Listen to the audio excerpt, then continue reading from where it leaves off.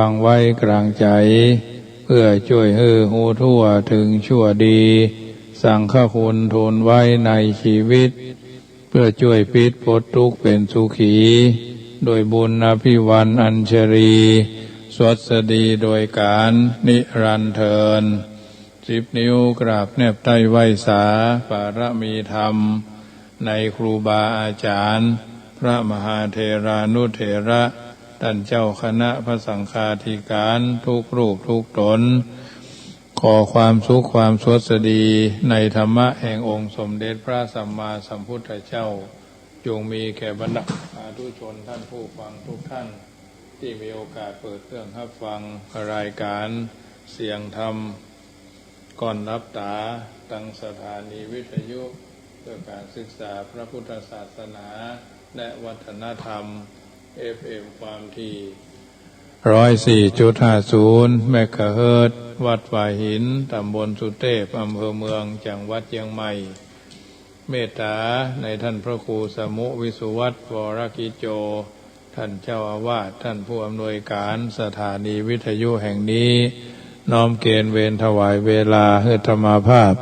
น้อมนำเอารายการนี้มามาจาอธิบายประคับประคองฉลองศรัทธาเพิ่มพูนบุญญาราศีส่วนธรรมัสวนานิสงส์บุญนั้นเกิดจากการฟังน้ำฟังธรรมประจำทุกค่ำยามคืนวันเสาร์วันอาทิตย์วันจันทร์วันการวันพุธวันพัด6 วันก็ปะกันทุกวัน40 นาทีทางนี้ทางนั้นเว้นไว้แต่ติดศาสนกิจมีงานที่หันที่นี่อย่างวันที่21ที่ผ่านมานั่นก็ติดงานที่วัดไปเป็นเจ้าภาพการเทศน์การธรรมที่วัดยางกวงคืนนั้นวันที่21เป็นเดือน12 เพ็งไปเป็นเจ้าภาพการเทศน์การธรรมในนามของพระสงฆ์จัดรายการก็ทำบุญหาบุรพชนอดีตเจ้าอาวาสปิตามารดาผู้มีอุปการะคุณกับวัดไปฟังท่านพระครูวิสิตศรีราภรณ์ประเสริฐเนาะท่านเจ้าคณะตำบลป่าแดดท่านรักษาการแทนเจ้าวาดวัดยางกวงแล้วก็ท่านพระครูสิริบรมธาตุพระครูสิริจิตยานุกูลเนาะท่านพระมหานิกรท่านพระครูพุก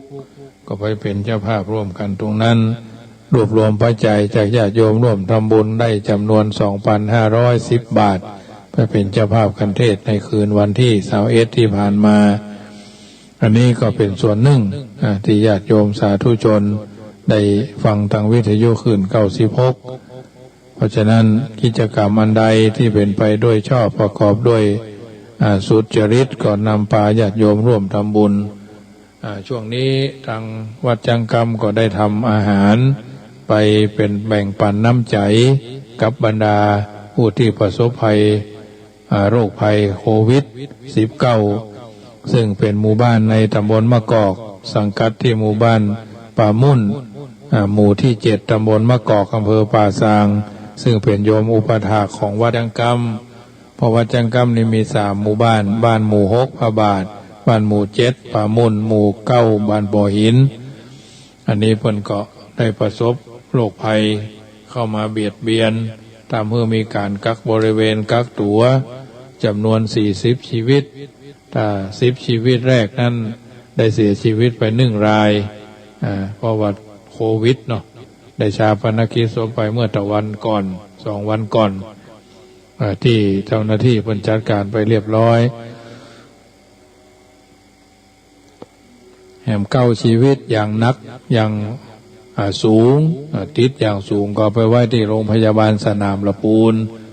อย่างเบาก็ไว้ที่โรงพยาบาลป่าซางส่วนนอกนั้นก็เสี่ยงเนาะเสี่ยงหรือใกล้ชิดกันจำนวน40 ชีวิตก็ในหมู่บ้านป่ามุ่นธรรมาภาพก็ได้รวบรวมปัจจัยซึ่งสำนักงานพุทธจังหวัดละปูนสำนักงานพุทธศาสนาละปูนถวายปัจจัยบำรุงหน่วยมา 4,100 บาทเอาไปจัดแจงแต่งดาจัดซื้อจัดหาขนมเส้นน้ำยาจำนวน150 ชุดไปมอบไปแบ่งปันน้ำใจเมื่อวันที่21 เป็นที่เรียบร้อยไปแต่ว่าก็เป็นข้าวพัด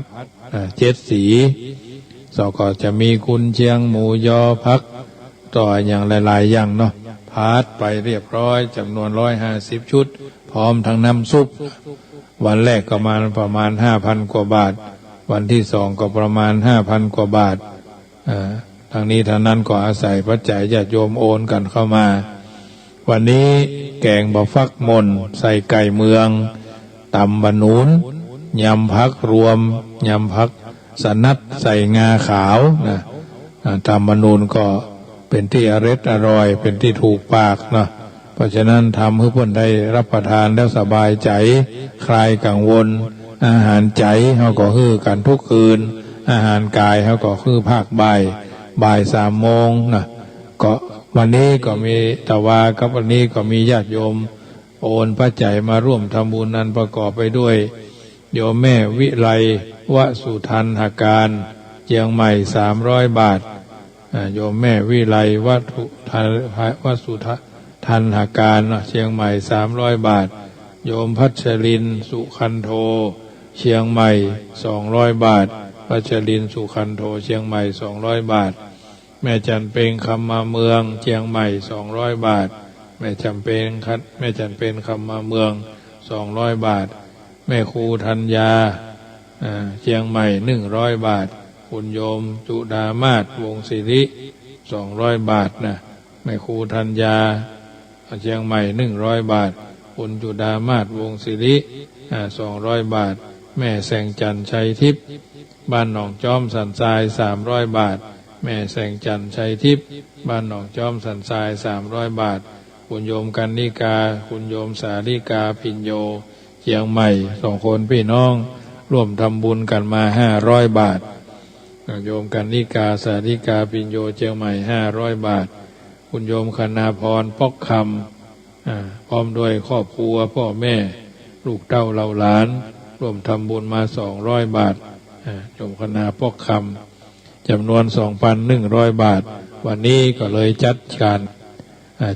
ารนั้นไปจัดซื้อของมาวันพรุ่งนี้จะทำอาหารไทยจีนเนาะเปิดห้องว่าต้มจับชายใส่โอวัลตินนะต้มจับชายใส่โอวัลตินนิวสูตรใหม่เนาะญาติโยมอันนี้ก็เป็นอาหารที่อยู่ในหัวสมองเนาะเปิดห้องว่าคิดเมนูออกมาก็จะทำให้เขาได้รับประทานอาหารแล้วเกิดความสบายใจแต่วันนี้นี่ก็ตำแกงบะฟักมน12 แก่นนะได้100 กว่าถุงตำมะนุนแม่ป่ออ้ายแม่แก้วรูนเอามาพร้อมทั้งบะถั่วแปบถั่วปูเนาะบะแขวงบะเขือซื้อบะถั่วมาแถมเอาป่ามาก็ต้มป่าใส่ใส่กะปิพริกอย่างก็โขลกเรียบร้อยก็เอามาหั่นเอามาซอยฝอยเนาะลงพัดน้ำมันเนี่ยอันนี้ก็เป็นอาหารที่พื้นบ้านด้านนาเฮาเป็นความย่อยความละเอียดในโดยมากคนเฮานี่ไม่ค่อยชอบไม่ค่อยหุ่มตะใดเนาะโดยมากก็ชอบลวกอันนี้ก็เป็นอาหารกายวันพรุ่งนี้ต้มจับชายก็จะมีหัวใจเท้าแครอทผักกวางตุ้งผักกาดยีเนาะผักกำปืนเนาะเห็ดหอมนี่ถั่วเพิ่นห้องว่าถั่วเน่าเนาะถั่วเน่าหวานเต้าหู้ก้อนนะอันนี้ก็สูตรอื่นๆนั้นรายละเอียดมันมีเยอะจะต้มแล้วก็คือมันเปื่อยเนี่ยผักคะน้าเนี่ยอย่างละ10 โลมาต้มจับชายเนาะใส่ชิ้นหมูแค่น้อยนึงอันนี้ก็เป็นสูตรที่เพิ่นห้องว่าสูตรลับนะญาติโยมถ้าอยู่ใกล้นี่จะเอาไปแจกเนาะพี่น้องบ้านต่อเมืองลังก็จะไปแจกพี่น้องโยมพี่ยังใหม่ก็จะเอาไปแจกคือเนาะเจ้าของปัจจัยที่เพิ่นหอมมานี่นะมันถึงมีสักวันหนึ่งนะปลายเดือนปลายปีนี่ก็คงจะมีการทอดพระป่ากันที่ห่อคำพญาเมืองลายเพิ่นน่ะก็คงจะได้มีการไปรวบรวมกันแถมเนาะอันนี้จะเป็นอย่างนั้นบอกเตื้อ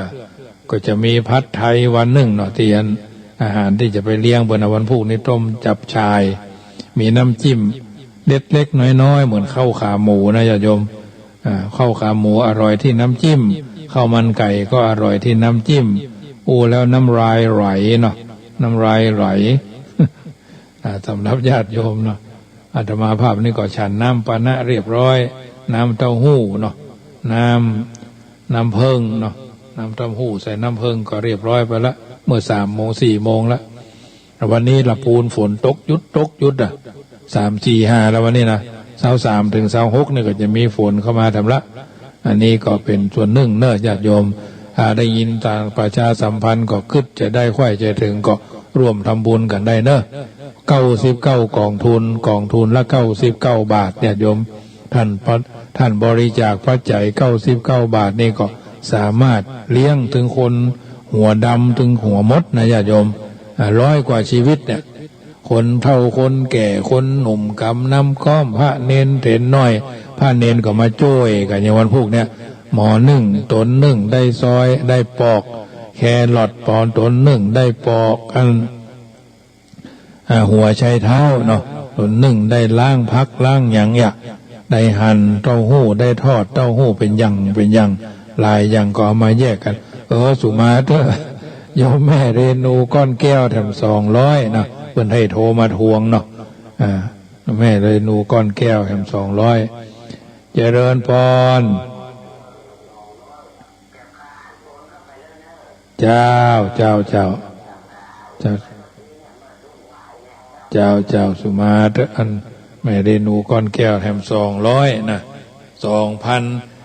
2,300 บาทก็เหลือแถม200 บาทนะญาติโยมเหลือแถม300 บาทเนาะที่จะได้เป็นทุนต่อไปนะต่อไปวันพุธนี่พระมจับชายวันอื่นนี่ก็อันเป็นนั้นพัดไทยนะพัดไทยแท้ๆเนี่ยนะญาติโยมพัดไทยทรงเครื่องนี่แหละได้มีถึงพัดไทยไข่ห่อเนาะพัดไทยไข่ห่อก็เป็นอาหารที่เลิศรสของกรุงเทพของส่วนกลางเนาะเอามาพริกแพงเอานะข้าวมันไก่ข้าวหมูแดงข้าวขาหมูข้าวมกไก่ได้หมดญาติโยมเอ๋ยใส่ว่าไปอยู่กรุงเทพเมินเนาะไปฟักไฟใส่ใจก๋วยเตี๋ยวราดหน้าหมูมักหมูมึกอย่างเนี้ยซึ่งก็เป็นอาหารไทยจีนนะอาหารไทยจีนนะกินได้ตลอดนะโยมเพราะทางนั้นอาหารทั้งหลายก็เป็นส่วนหนึ่งนะได้ทำมือญาติโยมได้รับประทานญาติโยมศรัทธาชาวบ้านเขาถึงมาใกล้นะญาติโยมถ้าทุหลวงทำกับข้าวจ้างเนี่ยนะเขาถึงมาใกล้ถึงจิ้มเหมือนกันนะอะไรอันยังก็ล้ำมดแล้วเขาได้ใกล้แล้วเขายืนพอเขาอายเนี่ยอายกัวมีความมั่นใจเนาะอาตมาภาพนี่ชอบอย่างนั้นที่ว่าที่เพิ่นพัดนครสวรรค์นะก็เนี้ยได้นะที่เพิ่นพัดแผ่วอย่างพัดก๋วยเตี๋ยวข้ามหนทางนั่นน่ะพัดเส้นพัดลัดหน้าพาข้ามหนทางที่มันพิ้วข้ามนั่นน่ะแต่ก่อนนี่ก็มีโอกาสได้หันพี่สาวเพิ่นอยู่เนาะพี่สาวเพิ่นก็ไปสอบกุ๊กนะอันนี้ก็เป็นส่วนหนึ่งที่นำมาญาติโยมฟังเพราะฉะนั้นเป็นคนที่สนใจใส่ใจอย่างน้อยๆเขาก็เพื่อนเอาว่าทบทวนบทเรียนนะแกงหั่นแกงนี่แกงหยวกแกงปีตาลแกงแค่ปีตาลน่ะแกงแค่มันก็ต้องน้ำหนัวเนาะยิ่งแกงแค่ปีตาลเนี่ยญาติโยมหนัวก็เฉพาะอย่างใส่ป่าเนี่ยแกงแค่ป่าจีเนี่ยนะลำหนัวจิ้นไก่จิ้นอย่างอื่นนี่มันไม่ค่อยหนัวเท่าใดมันสู้แกงแค่ปีตาลใส่ป่ามาได้อันนี้หนัวนะข้นนะคนไทยเพิ่นว่าข้นคนเมืองเพิ่นว่าหนัวนะบางทีบางครั้งขนมเส้นน้ำยาเนี่ยนะน้ำยาก็ยังมีอยู่นะน้องเอ็มมันลาสิขาไปบ่อยยังว่าซื้อขนมเส้นมารับประทานครับเนี่ยทุกอย่างมันมี3 รสหรอกน้ำจิ้มมันผูกนี่ถ้าเราทำต้มจับฉ่ายแล้วมีน้ำจิ้มเห็นหน่อยนึงน้ำจิ้ม3 รสเนี่ยนะเปรี้ยวเค็มเผ็ดเนี่ยนะจี๊ดเนี่ยอร่อยทำให้มันสุกให้เรียบร้อยมันก็ต้องกระเสียนะต้มจับฉ่ายเนี่ยนะมันเป็นอาหารที่พี่น้องชาวจีนเพิ่นต้มใส่หม้อก็หรอต้มใส่จนเปื่อยนะฉันก็เข้าสวยมันถึงบักก้ายญาติโยมเอ้ยมันก็อย่าจอผักกาดบ้านเฮาเนี่ยก็จอผักกาดบ้านเฮาเนี่ยเพิ่นห่อผักกาดจอหรือผักกาดตุ้งหลายๆอย่างก็หม้อใหญ่หม้อแขกเบอร์55น่ะเต็มนะมันผูกนี่นะ อร่อยใส่หมูให้น้อยนึ่งต้องทอดทำให้มันสะอาดสะอ้านบางทีบางครั้งใส่ขิงก็เพื่อให้มันเกิดความเผ็ดแบบธรรมชาตินะอันนี้เป็นการเรียกน้ำย่อยให้ญาติโยมฟังเนอะจะเท็จจะจริงบางคนเพิ่นเก่งกว่าอาตมากันเนอะอาหารการกินนี่นะไม่ใช่ว่าเนนสอนสังฆราชเนอะไม่ใช่ว่าอันเอาเปล่าข้าวมาขายสวนนะเพราะฉะนั้นโยมแม่อุ้ยผาย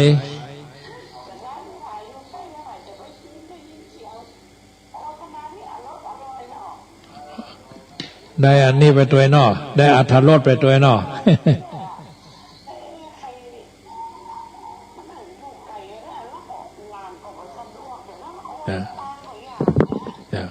เป็นอย่างแม่เดี๋ยวเอาไปเดี๋ยวจึงจะเอาอย่างไปฝากสักเตื้อก่อน แกงบะฟักใส่จิ้งไก่ก็ล้ำหรอวะเนี่ยตำมะนูนยำพักเมืองเนี่ยเข้าอุ่นๆเนาะตำมะนูนกับหอมแดงเนี่ยนะลำครบหอมแดงกับตำมะนูนควับเคบเนี่ย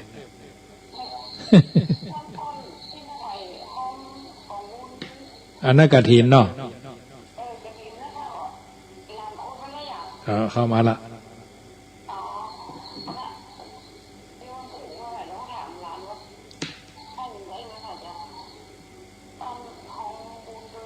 เจ้าเป็นอย่างแม่เอาไว้โอกาสต่อไปก็ได้โมทนาด้วยกันเนาะเจ้าแม่อุ้ยผายกันทวงปุ้นเพิ่นอยู่แม่อ่อนพุ่นน่ะจะไปแอวหาสักเตื้อก่อนถ้าเมืองอ่อนเลยถ้าเมืองอ่อนไปพุ่นน่ะก็ไปบ่อยนะตอนนั้นก็ไปซื้อลาบไก่ลุงแก้วเองอะแถวหน้าโฮงนมล้างนั่นน่ะเป็นคนที่พ่อฮู้จักหม่อมธนัดศรีสวัสดิวัฒน์เนาะไปจิ้มหั่นจิ้มนี่นะญาติโยมเพราะฉะนั้นอันไผจะทำกับข้าวมาให้จิ้มก็ได้เนอะบัจตินะญาติโยมบัติบัตวายยัง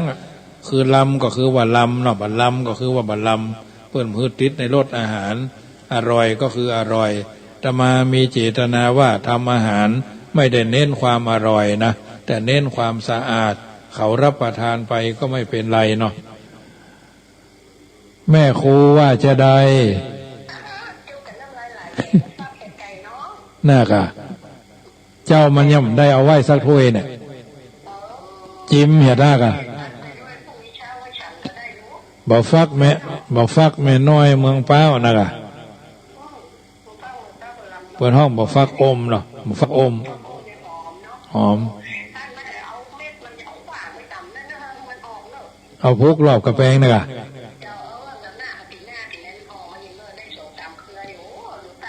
เดี๋ยวนี้มดลึ่งบ่ฟักนะเจ้าโมทนาค่ำคืนนี้หน่อยญาติโยมสาธุชนได้ยินได้ฟังสารธรรมอรรถธรรมเรื่องอาหารการกินเนาะสาธุชนได้ยินได้ฟังแล้วก็ถือว่าเป็นส่วนหนึ่งคือทำจริงญาติโยมบ่ใช่ว่าไปเรื่อยนะถ้าว่าบัดทำบัดจ้างทำบัดเป็นนี่ก็ไม่สามารถที่จะอู้ได้นะไม่สามารถที่จะอู้ได้ถือว่าอู้ได้ก็ถือว่าทำได้ด้วยนะทำได้ด้วยพูดได้ด้วยทำให้เขาเห็นเป็นเป็นห้องว่าภาษา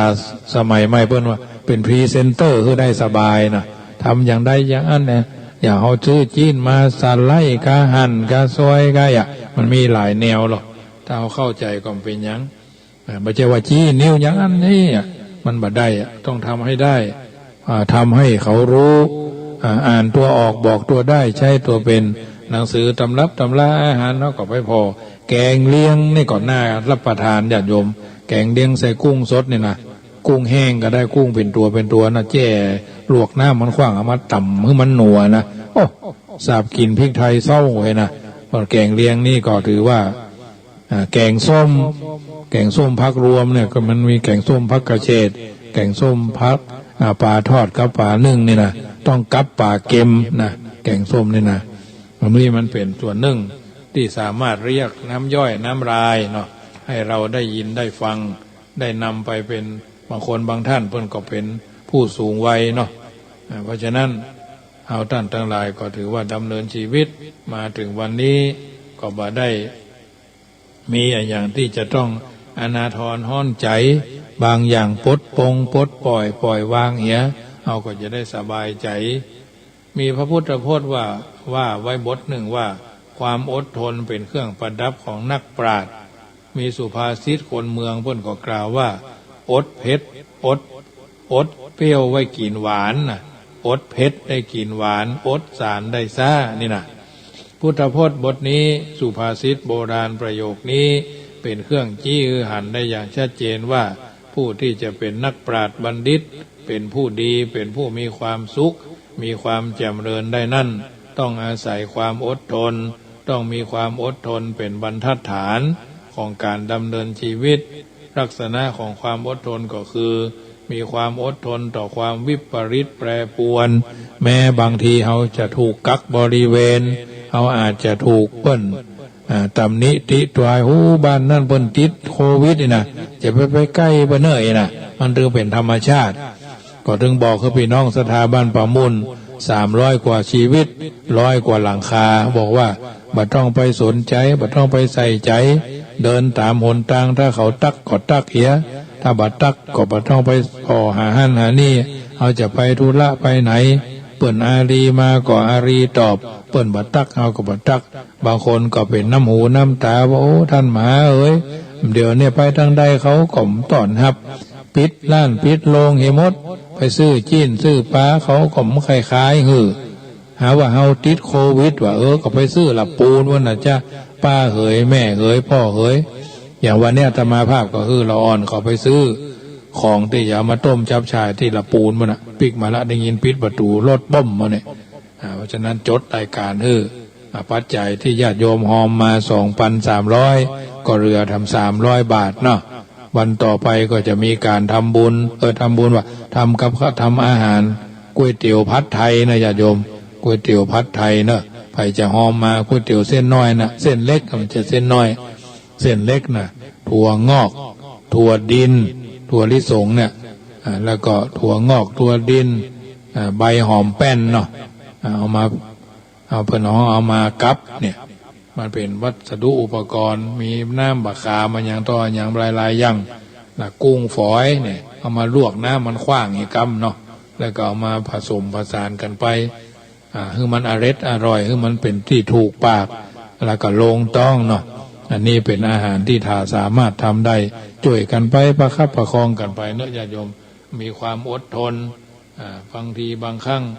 ฝนตกฟ้าห้องโรคภัยไข้เจ็บอย่างช่วงเนี้ยพายุเข้าฝนตกก็บ่ต้องไปด่าฝน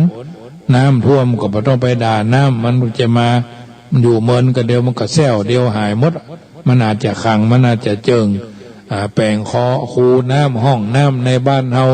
ในวัดเฮาในที่อยู่ที่อาศัยเฮาบางทีบางครั้งในห้องน้ำห้องส้วมนี่ก็ระวังนะญาติโยมท่านสวทั้งหลายอย่าตมาภาพบูรณะกุฏิหงส่งหงนอนเนี่ยก่อนที่จะบูรณะแต่ก่อนมันมืดตมาภาพนี่ถลายลงตั้งแต่บันไดซี่แรกจนกระทั่งถึงบันไดซี่สุดท้ายมันลันอันมืดเนาะไหลลงไปลดดีหัวบ่ฟาดนะเคยมีเมื่อปี2561ปดท่อหัวฟาดที่หน้าศาลาพระเจ้าทันใจนะเอาก็ระวังแล้วนะวันนั้นเข้าวาสาเนาะพอดีเดี๋ยวไปเปิดประตูเนนเขานานลุกฝนตกข้างพอดีเขาก็ระวังแล้วนะที่พาเลิศนั่นแหละเพิ่นเขาว่าหกลื่นหกล้มนะหัวฟาดนะหัวด้านขวาเนี่ยฟาดป๊อบนะแว่นเขาก็มิ้งแล้วกันนะโอ้มันลั่งอย่างกันนะกระเดียวอย่างแว่นตาเขาก็เรือสะเด็นออกจากตัวไปงมหาแว่นตาเอามาใส่ต่อไปอย่างเลือดไหลออกมาลดข้างๆเนี่ยด้านขวาทางบนน่ะใกล้ๆกับบนหัวบนง่อนนะบนง่อนไปเนี่ยเกิดความประมาทเขาตึงระวังอยู่แล้วนะความประมาทป๊บเดียวนะปดต่อ13 เข็มยกแรก13 เข็มยกที่2เป็น14 เข็มยกสุดท้ายปดต่อดึงวันนี้สวามพอก็ยังแควนละ มันเข้ารูปเข้ารอยไว้แล้วว่าตะกอนได้ปดเท่า13 เข็มยก2 ยกยิบสมา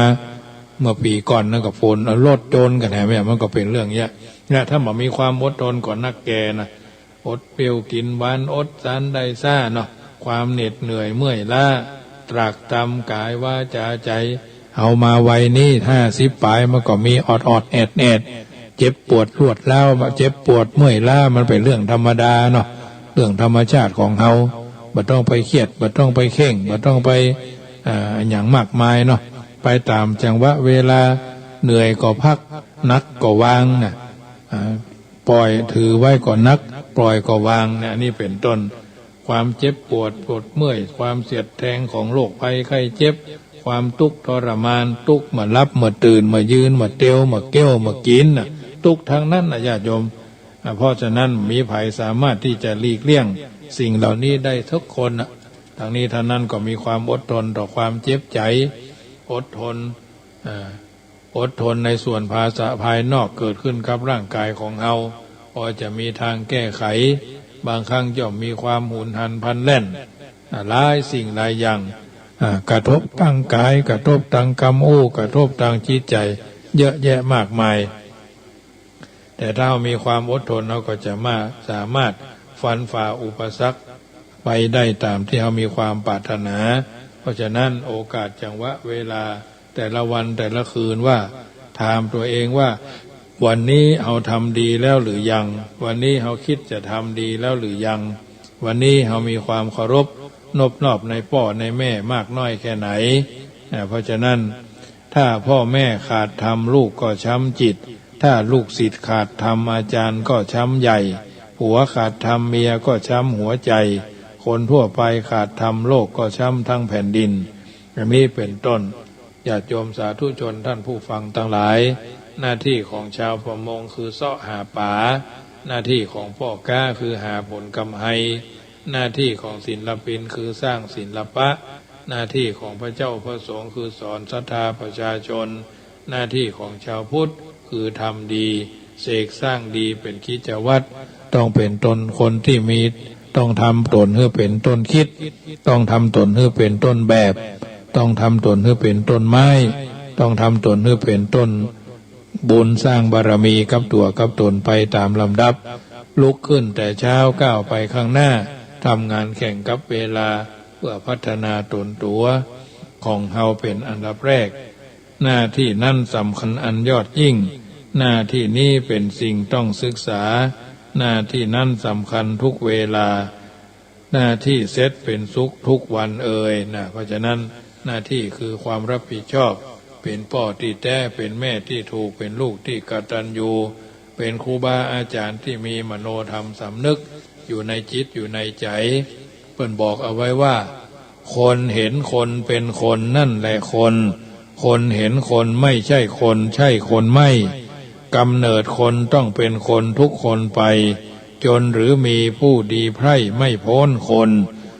นั่นจริงหรือไรข้าขอถามเชิญบอกตามจริงเถิดจะเกิดผลนั่นแขนขาเอ็นหนังหรือหลังพันหลังทนไหนเล่าคนหรือว่าคนซ่อนอยู่ในถามอะไรไม่ใช่คนจะเป็นคนไปอย่างไรเล่าสหายไม่ใช่คนแน่แท้ทั้งหญิงชายหรือจะหมายความกะไรฉะไหนหนาคนนี้เห็นจะเป็นคำสมมุติหากวิมุตติก็ต้องเป็นเหมือนเช่นว่าขอเชิญชวนชาวเราใช้ปัญญาให้เห็นว่าคนเหมือนกันทั้งนั้นญาติโยมสาธุชนท่านผู้ฟังทั้งหลายค่ำคืนของวันนี้ญาติโยมได้ยินได้ฟังสารธรรมคำสอนคติธรรมคำกรคำคำจากำอธิบายอันใดที่เป็นมังกละตั้งอกตั้งใจนำไปพิจารณาก่อนจะรับจะนอนค่ำคืนนี้แผ่เมตตาพายายบุญว่าก่อนท่านนอนหลับไปในคืนนี้ขอจงตั้งดวงฤดีไว้ให้มั่นนึกถึงกุศลผลความดีที่ผูกพันจิตตั้งมั่นแน่วแน่แล้วแผ่ไปแผ่เมตตาทั่วไปให้คนอื่นทั้งรักชื่นเกียรติชังแต่ครั้งไหนขอให้เราได้ดีมีสุขใจ อย่าหวั่นไหวแม้อมิตรที่คิดชังแล้วใจเราจักสบายคลายเร่าร้อนเพราะจิตผ่อนความเครียดแต่หนหลังอันนี้คาสุขีอัตตานังพ้นทุกขังก็เพราะจิตคิดดีรายการเสียงธรรมก่อนรับตามาถึงช่วงสุดท้ายก็ขอน้อมเอิญเจริญพรประชาสัมพันธ์ว่าวัดจังกามเชิญร่วมทำบุญเป็นเจ้าภาพกฐินสามัคคี 2,564 กองละ99 บาทเป็นเจ้าภาพผ้าปูนั่งผ้าปูนอนมุ้งสัปปทนอาสนะพิงย่ามตาลปัดพัดวีรองเท้าสำหรับเข้าก็น้อมเอิญเจริญพรเด้อที่วัดจังกาม061-547-6539 นี่เป็นกิจกรรมที่วันที่23 ตุลาส่วนบุญด่วนบุญกุศลแรงก็คือการช่วยเข้าน้ำโภชนะอาหารแก่ผู้ทะลงพญาธิที่หมู่บ้านปามุนมีโอกาสก็ร่วมทำบุญกัน99 กองบุญละ99 บาทเป็นค่าอาหารวันละ1 มื้อโดยหน่วยอบรมประชาชนประจำตำบลมะกอกอาตมาภาพเป็นต้นเป็นประธานมาได้เป็นเก้าเนอะเป็นต้นเป็นประธานเป็นเก้านี่ปวดแข้งปวดขาวันนี้ก็มีท่านอาจารย์ทรงวุฒิวัดห้วยเกียงตำบลแม่วินอำเภอแม่วางเพื่อนก็เอาพักมาฮื้อส่วนหนึ่งเอาบริกจิกจอกมาฮื้อส่วนหนึ่งเฮ็ดมาฮื้อส่วนหนึ่งขออนุโมทนาเนอะวันนี้ก็สมสมัยได้เวลาขอนำรายการจากท่านไปก่อนสะทาโสถีพระวันตุโวอายุวันโนสุขังปาลา